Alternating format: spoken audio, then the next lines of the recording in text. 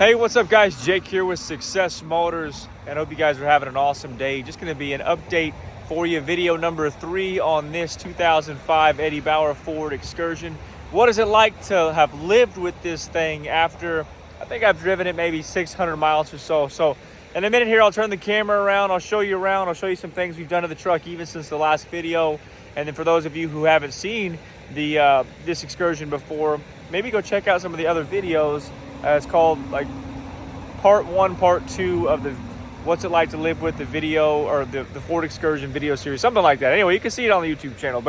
And if you don't feel like going back and looking at those videos, you'll be able to see this truck here in just a few minutes. But anyway, it's a beautiful day here in College Station. Found a kind of a cool backdrop. I'm actually going to put it in 4-wheel drive here in a minute. I'm not going off-roading. I'm just going to see if the 4-wheel drive actually works, because I don't know that I've actually tested that on this truck, and I'd like to know before I need to know, if you know what I'm talking about. But anyway, if you guys have stumbled onto the channel for the first time, my name is Jake. I'm the owner-operator of Success Motors here in College Station, Texas, and we primarily sell Ford Excursions. So if you like Excursions, give us a subscribe. If you don't like Ford Excursions, I don't even know what to say. All right, so this is that 2005 Ford Excursion. It is an Eddie Bauer. It's a 6-liter Power Stroke diesel. And again, you can go check out the other videos. It's an awesome truck. We've spent about $5,000 on it. So it is real quick. I've been driving it for maybe 2 weeks. I think I put like 600 miles on it, and just kind of like my initial impressions, because a lot of you guys are, trying to decide if you want to go this route. And I'm actually I should make this like several videos, but I'm going to go ahead and talk a little bit, because we bought my wife a new car this week. And so a lot of you guys are on the fence right now about buying yourself an Excursion, or maybe buying an SUV for your family, and you're trying to decide whether you're going to go with an Excursion or whether you're going to go with something new. And now, before you comment, why didn't your wife get an Excursion? I tried. I'll be honest with you. I really tried. And my wife, she really wanted something with more kind of modern features and creature comforts. And if your wife was like my wife, then go get your wife something else. But if your wife is okay driving an Excursion and not having all the features of a modern car, then go get your then get your wife an Excursion. But anyway, so I think I'm gonna do a side-by-side comparison with the Lincoln Navigator and a Ford Excursion, and I'll talk money. I'll talk how much the Navigator cost, how much an Excursion cost, just what all that would look like. But just I guess a little bit of the cat out of the bag, or a little bit of precursor to that video, I would definitely say the Ford Excursion is the better financial decision. But if you want to have a happy wife, then maybe spend a little extra money and get yourself something newer. But anyway, so I have really enjoyed my time with this Ford Excursion. In fact, I don't know about you guys, but I am a type of guy that I like to drive something cool and unique. And I know there's probably only a handful of these in the city that I live in, and there's not a single one like this one, and I like that. And I also, whenever I park in a parking lot, I like to give my car the old look back. I like to look at it. And the only way you do that is if you have something cool to drive. So this definitely passes the look back test. And it also passes the drive around with the windows down, sounds good test. So this thing is just incredible. I hardly ever have the radio on. I'm usually just listening to that turbo whistle. And man, this thing, yeah, it's just been a lot of fun to drive. I've really enjoyed it. Couple of notable things. I'll just keep showing you guys around. A couple notable things.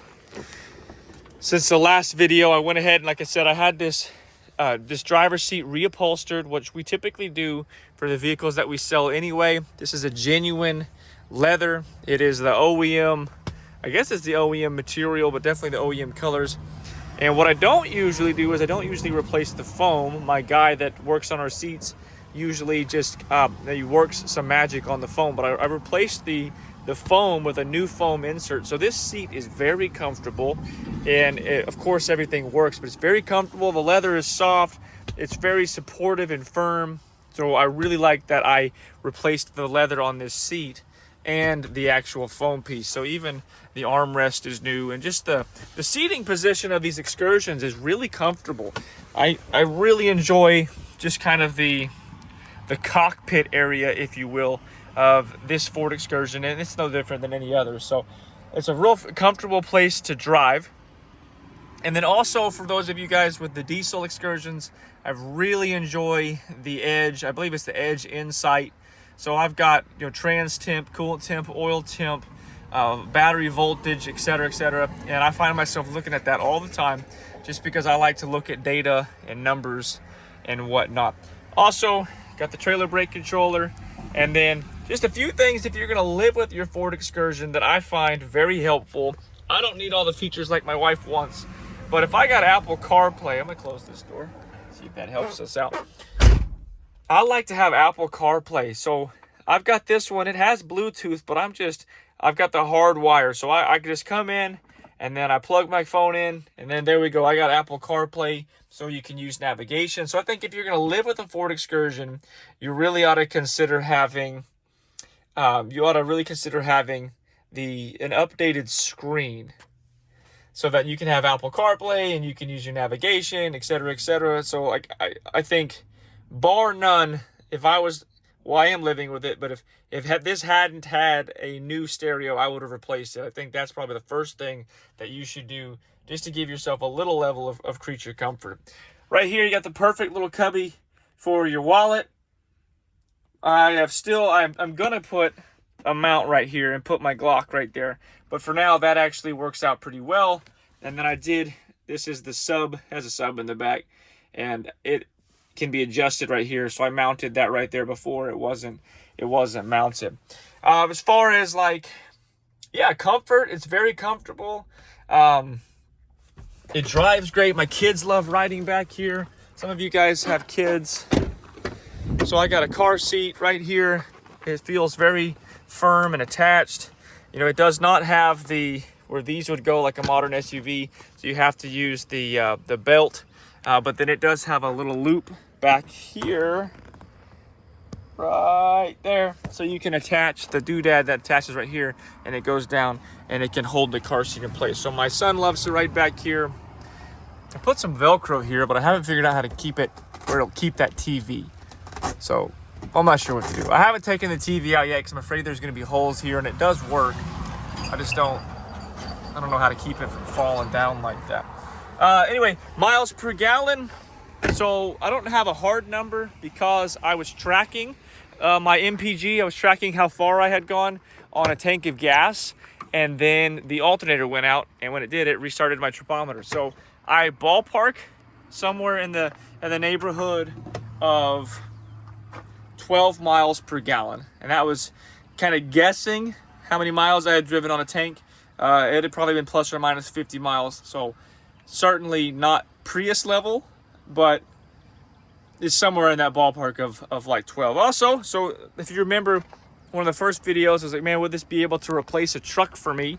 So yesterday I went out and bought some new wheels. These are Super Duty takeoffs from like a 2016, and these are actually going to get cleaned up, polished up, and they're going to go on the 2004 with 94,000 miles on it. It's going to look really cool with these. So I got a 2-inch spacer, and then we're going to rock some, I believe, Toyo Open Countries on these stock wheels, and I think it's going to look cool. But anyway, I took the third row seat out, and you can see there's plenty of room to fit stuff back here. So I was able to fit 4 wheels back here. I probably could have fit, a lot more. There's my sub box just hanging out. So it's really, so far I've been pleased, even with its usability.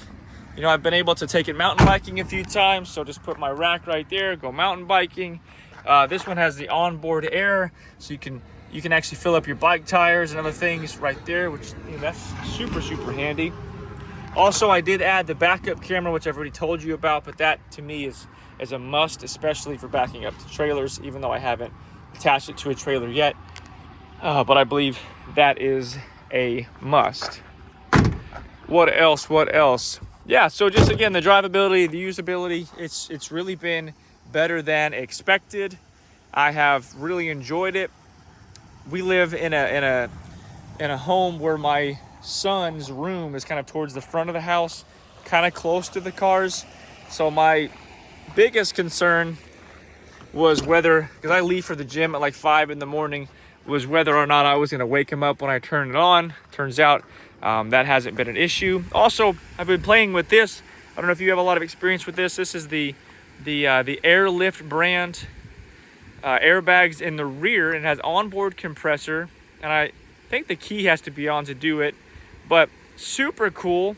If I wanted to, if I was hooked up to a trailer, I could literally just come out and push this arrow, and the compressor kicks on and inflates the bags. And then the digital readout tells you how many pounds are in it. So like right now, let's see if it'll turn on. Right now we're rolling 20 pounds of pressure. And I think the key has to be on, so I'm just not gonna mess with it or do it right now. But if I hit this, boom, boom, boom, boom, boom, I could take it to 25 pounds and the rear end would come up a little bit. So that's kind of cool. So I'm just riding at 20 pounds right now. If you guys have any experience with the Airlift, let me know what you guys just ride at. That seems to be good. Also, I'll update you on the Bilstein shocks. So the tires, the BF Goodwrench KO2s, they're doing great. I started off at 65 pounds of pressure and the ride was horrible. And I only did that because that's what they recommended at Discount Tire. So I dropped them down to 60, ride was still bad. Dropped them down to 50, ride was still bad. Now I'm at 48 pounds of pressure and the ride seems to have smoothed out a little bit. And then the Bilstein 5100s, and we got them on all four corners as well as the steering dampener, and they do great. They're good shocks. The ride on this particular excursion is a little bouncy, which after taking some tire pressure out, after reducing the PSI and the airbags, and then the new shocks has helped tremendously, but it's still a little bouncier than some of the other excursions I've driven, but very manageable and not all that much different than that 2018 F250 I've been driving. So if you're looking for shocks, the Bilstein 5100 is a great shock. It's a little firmer, my understanding, than like a Fox. So if you're gonna be doing any towing, that's a plus. That was the sell point for me, plus the price is a little bit lesser. What else? If you guys have any questions about excursion life, this excursion or whatever, let me know in the comments below. I'll be happy to respond to those messages. But again, I would just summarize this with saying I have really enjoyed my experience with the Ford Excursion, dailying it now. I go to the gym with it. I do everything in daily life. The gym, the store, church, work, everything with it. And so far it has not been anything but awesome. Although I will say, being at it is an older vehicle, just keep in mind things, can go wrong, right? So if you saw my video earlier this week of the inventory update, we did lose the alternator, but honestly, and I almost got stranded, but that if I did, that would have been my fault because the truck was telling me with the little red battery light indicator next to the speedometer, and I just ignored it.